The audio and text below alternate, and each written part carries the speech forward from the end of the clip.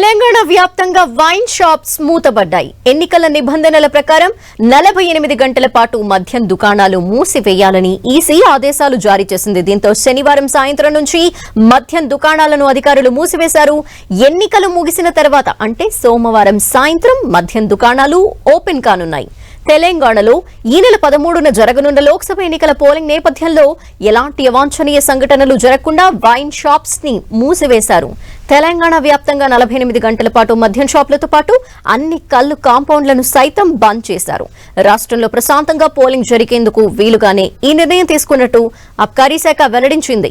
ఈ నిబంధనలను ఎవరైనా అతిక్రమిస్తే చట్టపరంగా కఠిన చర్యలు తీసుకుంటామని వార్నింగ్ ఇచ్చింది. ఇక ఓట్ల కౌంటింగ్ రోజైన జూన్ 4న కూడా వైన్ షాపులు మూతపడనున్నాయి. ఎన్నికల వేళ మద్యం అక్రమ రవాణా జరిగే అవకాశం ఉండటంతో ఎక్సైజ్ పోలీసులు నిఘా పెంచారు. ఎవరైనా అక్రమంగా మద్యం నిల్వ చేసినా అమ్ముతున్నా తమకు సమాచారం ఇవ్వాలన్నారు.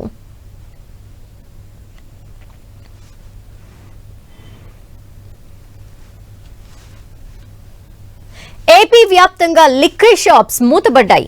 ఎన్నికల నిబంధనల ప్రకారం 48 గంటల పాటు మద్యం దుకాణాలు మూసివేయాలని ఈసీ ఆదేశాలు జారీ చేసింది. దీంతో ఇవాళ మధ్యాహ్నం 3:30 నుంచి మద్యం దుకాణాలను అధికారులు మూసివేశారు. ఎన్నికలు ముగిసిన తర్వాత మద్యం దుకాణాలు ఓపెన్ కాబోతున్నాయి.